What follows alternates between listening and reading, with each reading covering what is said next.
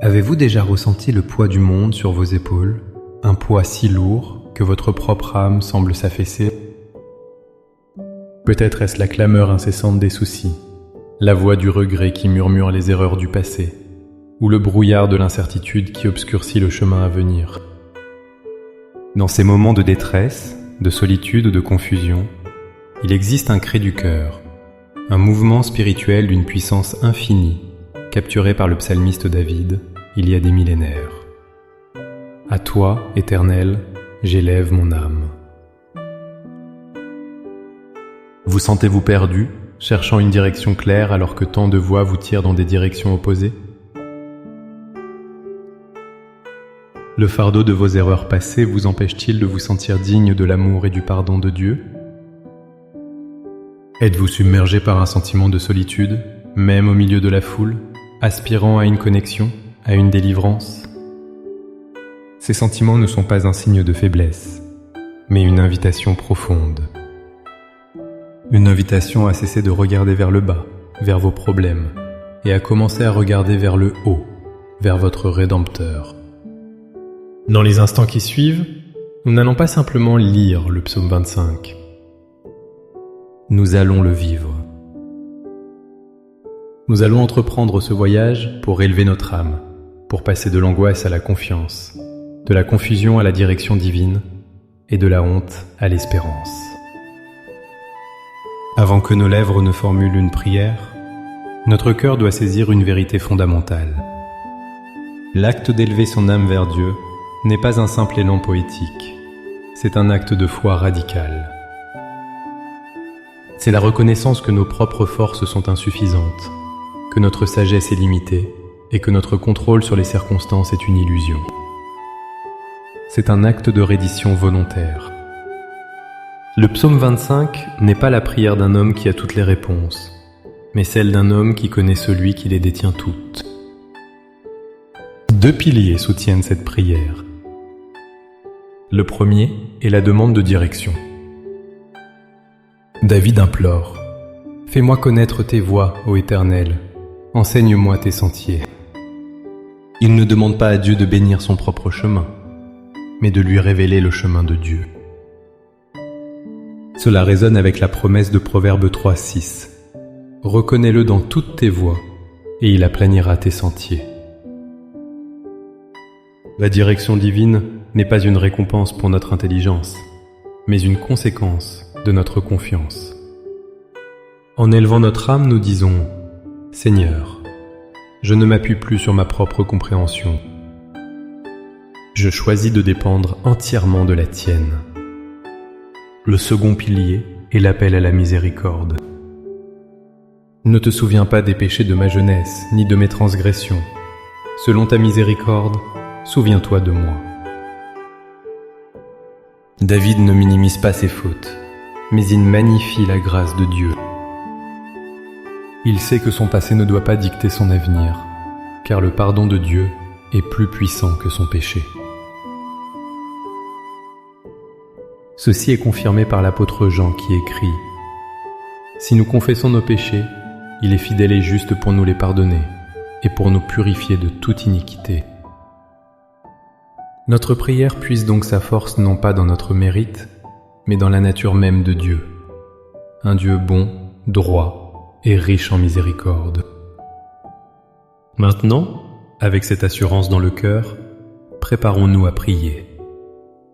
Trouvez un endroit calme, fermez les yeux si vous le pouvez, et laissez chaque mot monter de votre esprit vers le trône de la grâce.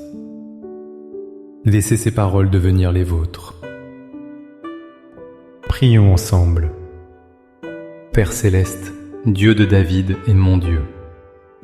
En cet instant, je fais le choix conscient de me détourner du bruit de ce monde, du poids de mes angoisses et de l'ombre de mon passé. Je cesse de regarder en bas et je regarde vers toi. À toi, ô Éternel, j'élève mon âme.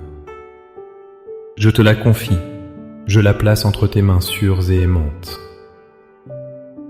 Je mets en toi ma confiance, ô mon Dieu. Je dépose à tes pieds le fardeau de l'incertitude. Je renonce à la peur d'être confus, à la crainte du jugement des autres et à la honte de mes échecs. Je déclare que ma valeur ne se trouve pas dans mes succès ou mes échecs, mais dans le fait que je suis ton enfant. Garde-moi de la honte, protège-moi des pièges tendus par l'ennemi de mon âme, car c'est en toi que je me réfugie. Père, je proclame que j'ai besoin de ta direction. Fais-moi connaître tes voies, ô Éternel. Enseigne-moi tes sentiers. Je suis à la croisée des chemins, et ma propre vision est limitée. Illumine mon intelligence, ouvre mes yeux spirituels. Conduis-moi dans ta vérité et instruis-moi, car tu es le Dieu de mon salut, en qui j'espère chaque jour. Montre-moi le prochain pas à faire, même s'il est petit. Donne-moi la sagesse de dire oui à ta volonté et non à tout ce qui m'en éloigne. Père de miséricorde, je viens devant toi avec humilité. Souviens-toi de ta grande compassion et de ta bonté, qui sont de tout temps. S'il te plaît, ne te souviens pas des péchés de ma jeunesse, des paroles que j'ai dites, des actes que j'ai commis, des pensées que j'ai entretenues et qui t'ont déshonoré. Selon ta miséricorde infinie, souviens-toi de moi, à cause de ta bonté, ô Éternel. Lave-moi par le sang précieux de Jésus et libère-moi de la chaîne de la culpabilité. Je proclame que je suis pardonné, purifié et rendu, juste par toi. Mes yeux sont constamment tournés vers toi, Seigneur. Regarde mon affliction et ma peine, et pardonne tous mes péchés. Sors mon cœur de ses angoisses, délivre-moi de mes détresses. Je me sens parfois seul et malheureux, mais je déclare que tu es avec moi. Garde mon âme et délivre-moi. Je choisis d'attendre, non pas une attente passive et anxieuse, mais une attente active, pleine d'espérance en ta fidélité.